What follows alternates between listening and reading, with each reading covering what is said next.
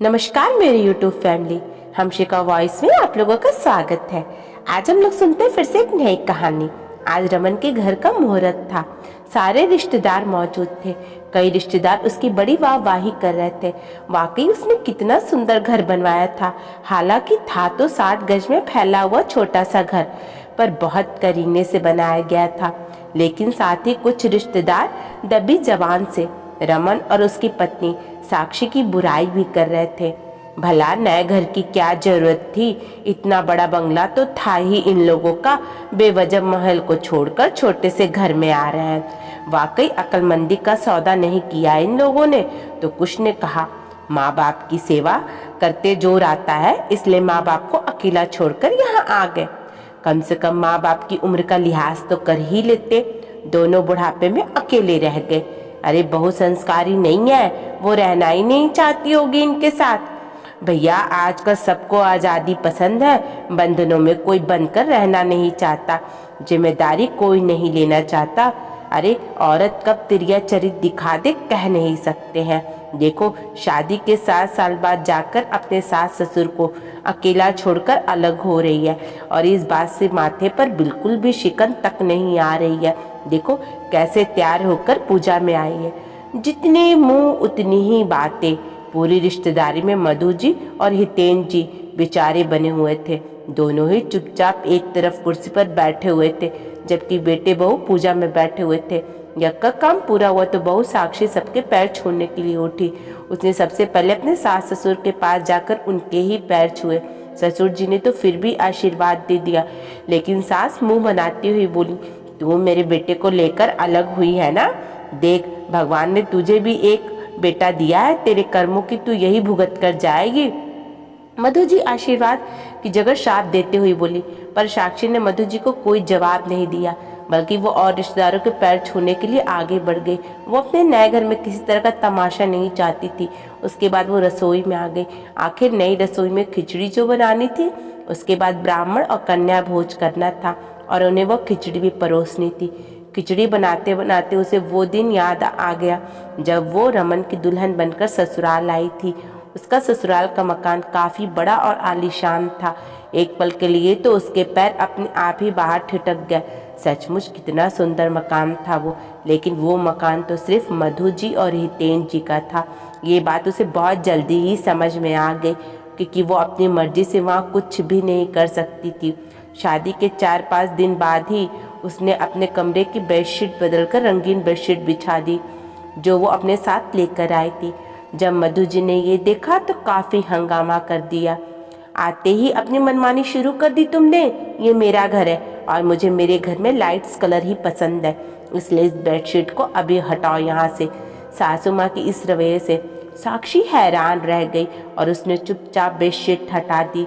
कभी रसोई की सफाई को लेकर तो कभी पर्दे बदलने को लेकर। हर चीज़ में मधु जी साक्षी को टोकती थी और हर बार ये कहना नहीं भूलती थी कि ये मेरा घर है, यहाँ मेरी मर्जी से ही सब कुछ होगा। रमन भी मधु जी के सामने ज़्यादा कुछ कह नहीं पाता था। अभी तक तो साक्षी अकेली ही थी, लेकिन बेटे प्रिंस के होने के बाद तो और ज़्यादा समस्या हो गई। छोटा सा था तब तक कोई दिक्कत नहीं थी, लेकिन जैसे जैसे बड़ा हुआ, कभी किसी कमरे का सामान बिखर कर चला जाता तो कभी किसी कमरे में, और डांट पड़ती साक्षी को। डांट के डर से साक्षी घर ही समेटती रह जाती और फिर भी उसे डांट पड़ ही जाती। आखिर बेटे के घर में रहने वाले संस्कार नहीं सीख पा रही थी।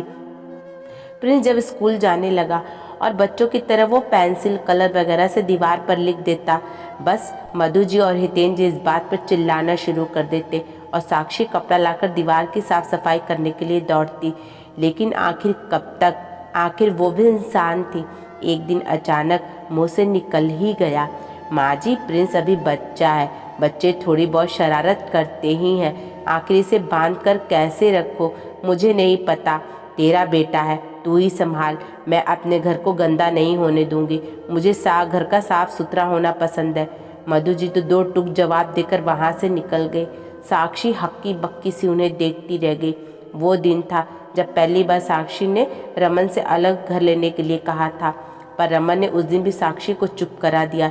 साक्षी माँ है, थोड़ा सा सुन लिया करो, अब वो बुजुर्ग है। कुछ कह देती हैं तो एक कान से सुनो और दूसरे कान से निकाल दिया करो।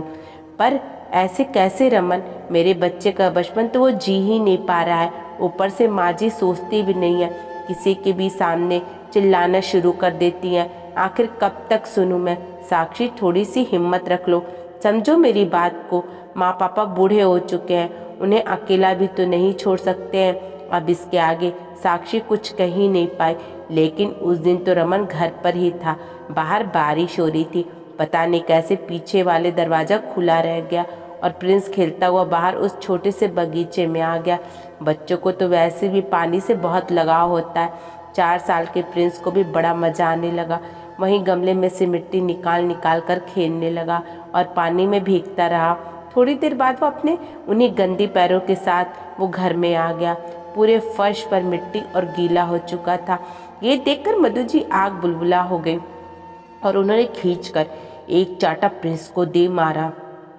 कुछ सिखाया नहीं है तेरी माँ ने तुझे? बिल्कुल भी तमीज़ नहीं है, पूरा घर गंदा कर दिया।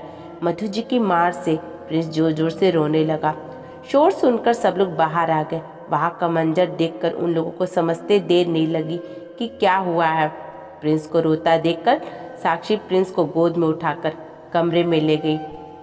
पर रमन बोला, माँ वो बच्चा है, उसे इतनी समझ थोड़ी ना है कि गंदे पैरों से घर में नहीं आया जाता है। अगर समझ नहीं है तो समझ सिखाओ उसे। मेरे घर में ये सब नहीं चलेगा, नहीं तो अपने कमरे में चुपचाप बैठा कर रखो उसे। पूरा फर्श गंदा कर दिया। अब उस महारानी को बोलो कि छोड़ो उसे, पहले आकर बाहर फर्श साफ करे। रमन हैरान होकर मधु जी की तरफ देखता रहा। ये देखकर मधु जी बोली, अब यूं ही घूरता रहेगा, मुझे यह फर्श भी साफ करवाएगा। आखिरकार रमन खुद ही बाहर गया, कपड़ा लेकर के आ गया और पूरे फर्श पर उसने पोछा लगा दिया। पर मधु जी ने कुछ भी नहीं कहा। उस दिन रमन ने ठान लिया कि वो छोटा सा ही सही अपने खुद का मकान बनवाएगा, ऐसा मकान जहां उसका बच्चा उसका बचपन जी सके। और आज वो सपना साकार हो गया था। थोड़ी देर बाद ही भोजन का आयोजन किया गया। कुछ रिश्तेदार खाना खा रहे थे और एक बार फिर रमन और साक्षी को बधाइयाँ देने के लिए वहाँ से खाना हो गए। अब घर में कुछ और रिश्तेदार ही बचे थे। साक्षी और रमन उसके मैके वालों को विदा करके अंदर आए तो मधु जी खड़े होते हुए बोली, रमन अब हम भी जाएंगे अपने घर, तुम्हारा काम हो गया हो तो हम भी यहाँ से निकले। उनकी बातें सुनकर रमन और साक्षी वहीं खड़े हो गए। रमन ने कहा, माँ कहाँ जा रही हो? आज तो यहीं रुक जाओ, कल चली जाना। तब हितेन जी बोले, नहीं बेटा, वहाँ पर कोई नहीं है और तुझे तो पता है कि आजकल घर सूना छोड़ना सही नहीं होता है, इसलिए तू कैब बुक करा दे, हम लोग अभी खाना हो जाएंगे और वैसे भी यहाँ रुक कर करेंगे क्या? अगर तुम्हें सेवा ही करनी थी तो उसी घर में रह कर के कर लेते, ये नए घर का तमाशा नहीं करते। मधु जी साक्षी की तरफ देखकर ताना मारते हुए बोली। उन्हें पूरी उम्मीद थी कि साक्षी जवाब देगी, लेकिन साक्षी तो चुपचाप अंदर चली गई, कुछ भी नहीं बोली। ये देखकर वो और ज़्यादा तिलमिला गई। अब ज़्यादा गुस्से से निकलने के लिए कोई तो चाहिए था, इसलिए अपने बेटे रमन को सुनाते हुए बोली, तेरी बीबी तो सीधे मुँह बात भी नहीं करती है मुझसे, फिर उसके यहाँ पर रहकर करूँगी क्या? मान सम्मान तो हमारा भी है, अगर वो ऊंची नाक की है तो हम भी ऊंची नाक के ही हैं। हमें तो नहीं रुकना है तेरे इस नए घर में, हमें तो हमारा घर ही भला है। वैसे भी तुम्हारे मकान से तो काफ़ी बड़ा है वो।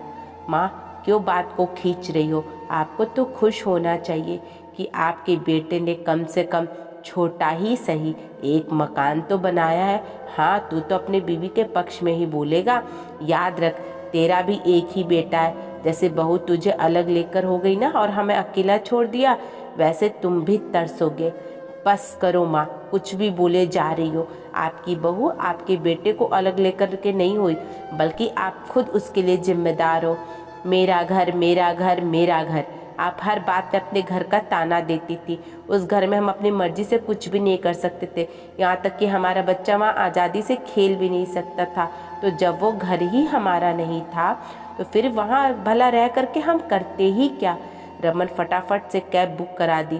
बेटा अब हमें जाना है और मधु तुम चुप रहो। अब की बार हितेन जी ने फिर कहा तो रमन ने मोबाइल निकालकर फटाफट कैब बुक करा दी। थोड़ी देर में कैब वहां आ गई और हितेन जी और मधु जी वहाँ से खाना हो गया। दोस्तों, आपको कहानी ज़रूर पसंद आई होगी। अगर आपको पसंद आती है तो आप हमें कमेंट में अपनी राय दे सकते हैं। पसंद आने पर आप इसे अपने दोस्तों के साथ शेयर ज़रूर करें। ऐसी ही नई नई मोरल स्टोरी के लिए हमारे चैनल को सब्सक्राइब करना बिल्कुल भी मत भूलें। हमें अपना कीमती समय देने के लिए आप सभी का तहे दिल से धन्यवाद। राधे कृष्णा।